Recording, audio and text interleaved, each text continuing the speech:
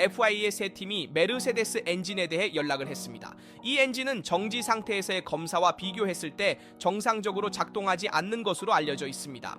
오늘 영상에서는 어떤 제조업체들이 FIA의 메르세데스 엔진에 대해 불만을 제기했는지 살펴보고 이 불만의 결과와 연맹과 팀 간의 접촉에 대해 알아보겠습니다.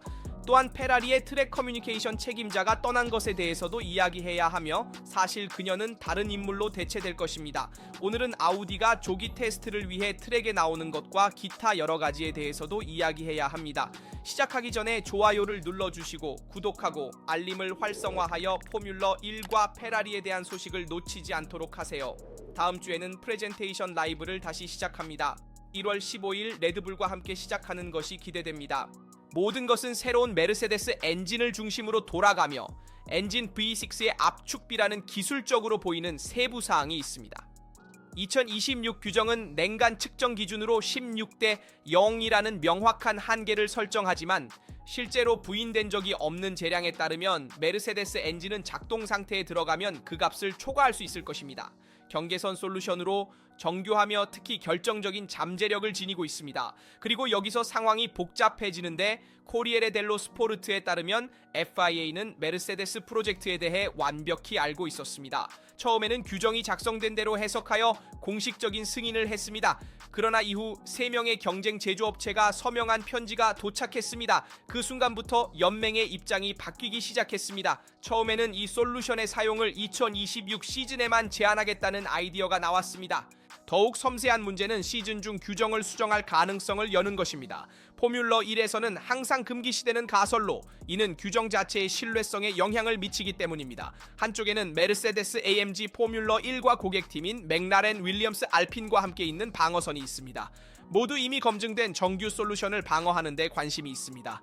반면에 다른 쪽에서는 더 공격적인 진영이 있습니다. 피아트에 압박을 가하는 것은 페라리와 함께 혼다, 아우디입니다. 특히 페라리는 자신을 위해서만 말하는 것이 아니라 자신의 파워 유닛을 사용하는 US와 캐딜락을 위해서도 말합니다. 그리고 레드불의 입장은 흥미롭고 원한다면 다소 비정상적입니다. 레드불은 코리에레에 따르면 중립을 유지하고 있습니다. 명확성을 원하지 않아서가 아니라 적어도 지금은 메르세데스의 솔루션을 복제할 수 없었기 때문입니다.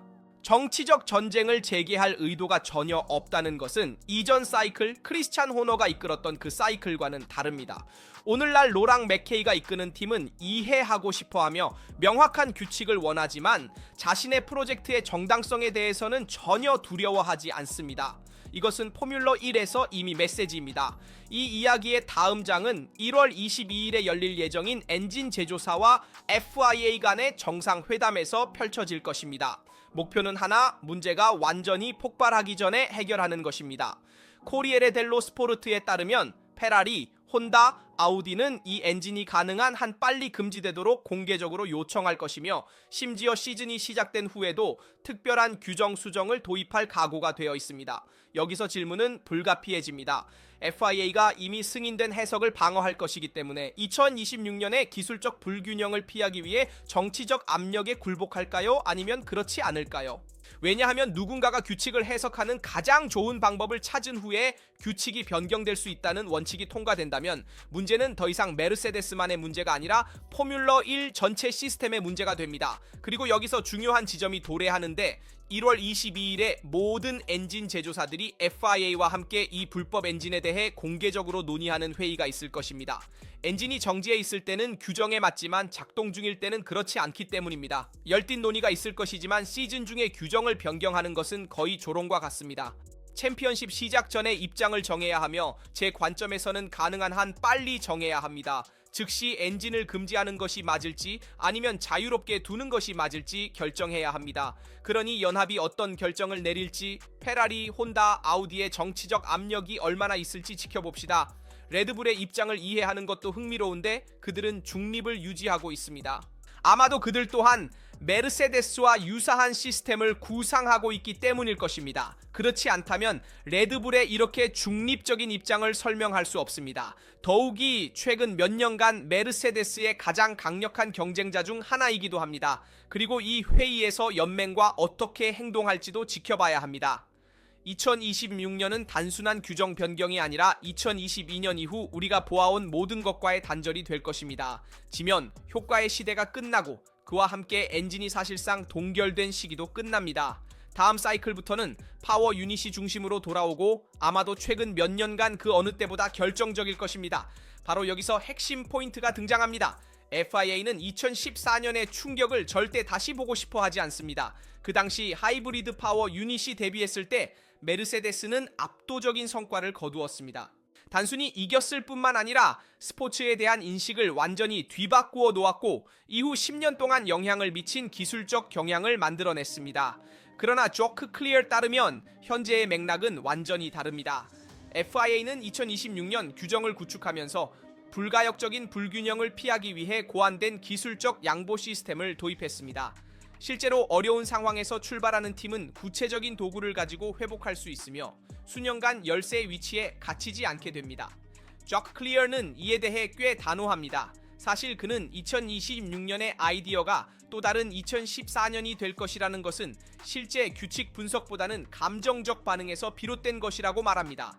사실 그는 이에 동의하지 않습니다. 전 페라리의 경우 진정한 긍정적인 신호는 다른 것입니다. 사람들은 이미 1년 동안 2026년에 대해 이야기하고 있으며 두려움 때문이 아니라 호기심 때문입니다. 현재의 챔피언십은 포뮬러 1이 예측할 수 없고 치열하며 마지막 경기까지 생생할 수 있음을 보여주었습니다. 이 조크 클리어는 란도 노리스, 오스카 피아스트리, 막스 버스타펜이 여전히 경쟁하고 있는 아부다비에서 결정된 시즌 피날레를 단호하게 언급합니다. 2014년에는 상상할 수 없는 상황이었고 그때 챔피언십은 마지막 경기가 열리기 훨씬 전에 사실상 결정되었음을 기억합니다. 바로 이 점이 핵심입니다. 문제는 누군가가 2026년에 앞서 출발할 것인가가 아니라 그것은 일어날 것이고 피할 수 없습니다. 하지만 다른 이들이 반응할 수 있는 수단이 있을지입니다.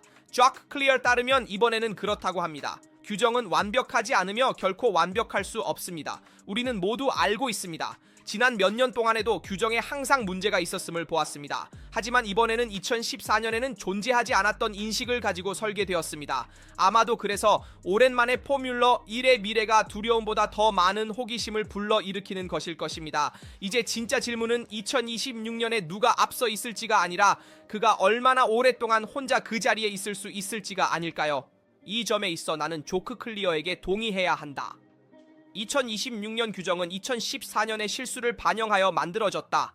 그 당시 메르세데스는 다른 모든 팀의 1분의 2점을 주었다. 매우 성능이 뛰어나고 신뢰할 수 있는 엔진을 가지고 있었다. 다른 팀들은 어려움에 처한 엔진 제조업체를 돕기 위한 특별한 규칙이 없었기 때문에 회복할 수 없었다. 반대로 올해 2026년에는 아두오 시스템 덕분에 어려움에 처한 엔진 팀들이 정상에 있는 팀들에 대해 회복할 수 있을 것이다. 누가 이 점을 가질지는 알 수 없다. 아마도 메르세데스일 것으로 보이지만 이는 공식적인 것은 아니다. 트랙에서 어떤 결과가 나올지도 지켜봐야 한다. 하지만 분명히 한 팀이 다른 팀들에 비해 이 점을 가지고 시작할 것이다. 그리고 시즌이 진행됨에 따라 다른 팀들이 회복하는 모습을 볼 수 있을 것이다. 엔진 관점에서 파워 유닛에 관해서는 확실히 어려움을 겪고 있는 팀들이 가질 추가 자원들이 있습니다. 사실 오늘부터 실비아 오퍼, 프란지파네가 더 이상 페라리 팀의 홍보 및 미디어 책임자가 아닙니다. 마르넬로와의 작별은 아니지만 역할 변경입니다. 오퍼는 회사에 남아 페라리 그룹의 커뮤니케이션 팀 내에서 새로운 직책을 맡습니다. 중요한 세부 사항입니다. 여기서는 단절이나 탈출이 아니라 내부 재조직에 대해 이야기하고 있습니다. 그동안 스포츠 커뮤니케이션의 운영 관리는 지난 10월 페라리 커뮤니케이션 책임자로 임명된 마리아 콘티가 임시로 맡게 됩니다. 자동차 및 럭셔리 분야에서 20년 이상의 경력을 가진 매우 경험이 풍부한 인물입니다. 그리고 마세라티, 알파 로머, 필라 BMW, 미니 쿠퍼를 거친 경력을 가지고 있습니다. 하지만 이 뉴스의 무게를 이해하려면 실비아 오퍼, 프란지파네가 포뮬러 1에서 어떤 인물이었는지 잠시 멈춰서 생각해봐야 합니다.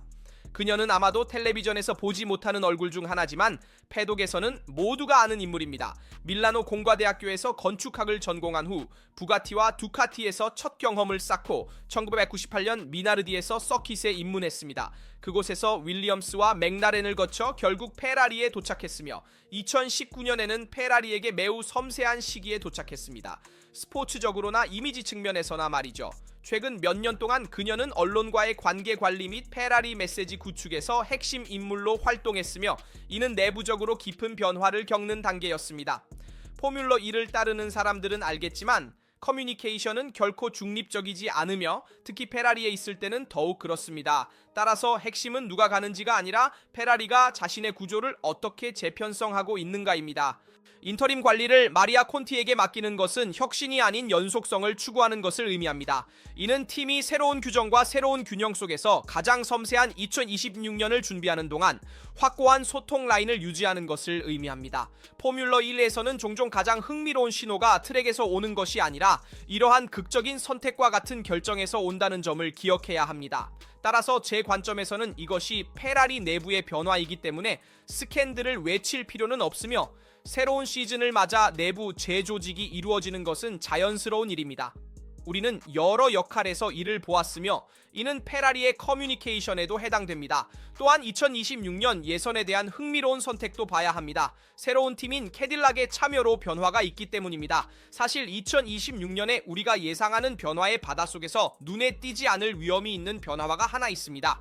공기역학과는 관련이 없고 엔진과도 관련이 없으며 새로운 차량과도 관련이 없습니다. 자격에 관한 것입니다.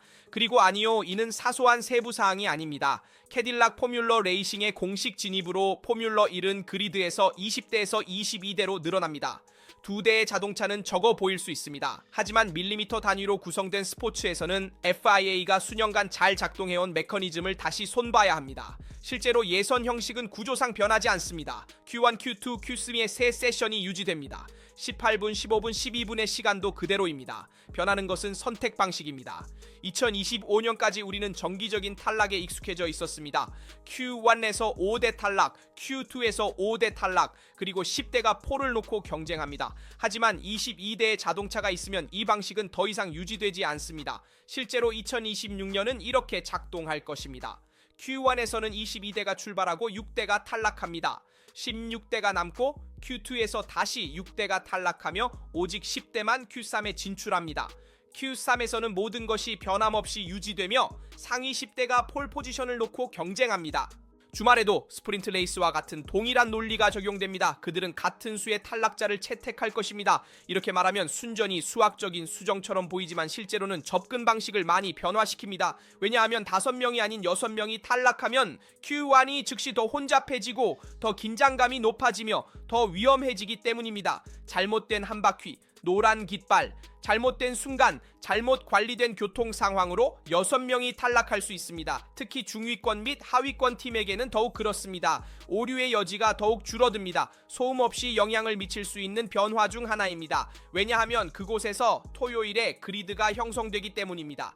2026년에는 새로운 차량, 새로운 균형, 그리고 한 팀이 더 추가되면서 각 세션이 더욱 중요해질 것입니다. 다가오는 포뮬러 1은 우리가 트랙에서 볼 것뿐만 아니라 우리가 그곳에 도달하는 방식에서도 다릅니다.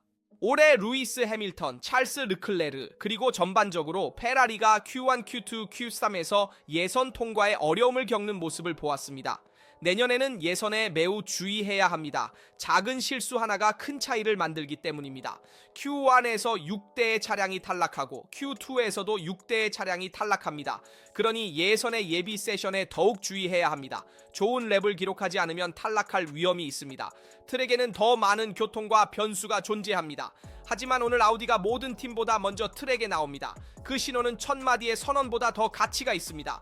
다른 팀들보다 먼저 도착하면 그 신호는 메시지가 됩니다. 실제로 오늘 아우디 포뮬러 윈팀은 바르셀로나에서 2026년 모델의 차량을 트랙에 가져옵니다. 공식 테스트도 아니고 시뮬레이션도 아닙니다. 촬영일입니다. 프로젝트 아우디의 포뮬러 1에서 첫 번째 진정한 심장박동, 특히 바르셀로나 카탈루냐 서킷에서 R26 또는 최종 프로젝트를 미리 보여주는 단일차가 규정에서 허용하는 200km를 주행할 것입니다. 연맹에서 부과한 명확하고 정확한 한계입니다. 그러나 새로운 주기의 시작에서 정말 중요한 일을 하기에는 충분합니다. 모든 것이 제대로 작동하는지 확인하는 것입니다. 운전대는 니코 훌켄베르크와 가브리엘 보르텔레토가 저티할 것입니다. 서로 다른 두 가지 프로필 프로필이지만 보완적입니다. 한쪽은 경험과 견고함, 다른 쪽은 신선함과 전망입니다. 전혀 이상적이지 않은 조건입니다. 사실 온도는 4도에서 14도 사이입니다. 차가운 아스팔트와 경주용 타이어와는 다른 필수 타이어가 있습니다. 성능을 추구하지 않습니다. 해석할 주행 시간이 없습니다. 바로 이 점입니다. 이것은 아우디가 얼마나 빠른지를 이해하기 위한 테스트가 아닙니다. 이것은 잘 태어났는지를 이해하기 위한 테스트입니다. 파워 유닛, 하이브리드 시스템, 프레드다멘토, 전자기기, 통합, 셰시, 엔진, 모든 것들이 제목에 포함되지 않습니다. 하지만 프로젝트가 생존할지 아니면 초기 몇 달 안에 붕괴될지를 결정합니다. 차량은 또한 초기 공기역학적 구성으로 트랙에 나설 것입니다. 거의 확실히 공식 테스트까지 그렇게 유지될 것입니다. 델바레나 사키르, 성능에 대한 진정한 작업이 시작될 때입니다. 그때까지 목표는 하나뿐입니다. 데이터 수집과 신뢰성, 그리고 무시해서는 안 되는 또 다른 세부 사항이 있습니다. 아우디는 1월 20일 베를린에서 공식 발표를 할 것입니다. 하지만 최종 도색은 실제 단일 좌석 경주차가 아닐 가능성이 높습니다. 오히려 쇼카의 모습일 것입니다. 우아하고 매우 독일적인 방식의 쇼카, 경쟁사의 기술 정보를 제공하지 않기 위해서입니다. 그런데 아우디는 말하고 싶지 않습니다. 일하고 싶어 합니다. 이번 촬영일은 위계를 바꾸지 않습니다. 2026년에 누가 앞설지를 말하지 않습니다. 하지만 아주 명확한 한 가지를 말합니다. 아우디는 배우기 위해 포뮬러 1에 들어가는 것이 아닙니다. 방법, 선제적, 그리고 침묵으로 구축하기 위해 들어가고 있습니다. 이 스포츠에서는 종종 바로 그곳에서 가장 위험한 프로젝트가 시작됩니다. 메르세데스 엔진 사건에 대한 여러분의 의견을 댓글로 알려주세요. 1월 22일에 열릴 회의에 대해서도요. 그리고 조클레르 전 페라리와 동의하는지 여부도 알려주세요. 페라리의 커뮤니케이션 책임자의 퇴사에 대해서도요. 마라넬로 내부의 조직 변화에 대해서도요. 오늘 바르셀로나에서 아우디의 트랙 진입에 대한 여러분의 의견도 궁금합니다. 항상처럼 좋아요를 남기고 구독하고 알림을 활성화하는 것을 잊지 마세요. 포뮬러 1과 페라리에 관한 어떤 비디오도 놓치지 않기 위해서요. 여기까지입니다. 다음 비디오에서 뵙겠습니다.